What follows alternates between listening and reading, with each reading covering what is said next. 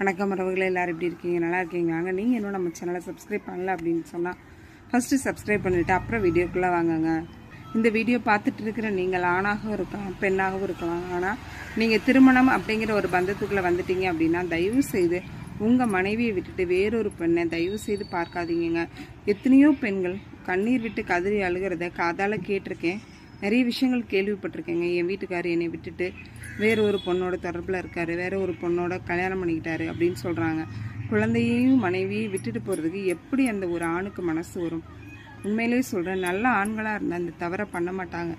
ஒருவேளை கணவன் மனைவிக்குள்ளே புரிதல் இல்லை அப்படின்னா விவாகரத்து வாங்கிட்டு இரண்டாவது திருமணம் அப்படிங்கிறது வேறங்க. ஏன்னா அவங்களும் கணவனை இழந்தவங்களா இருப்பாங்க, இவங்களும் மனைவி இழந்தவங்களா இருப்பாங்க.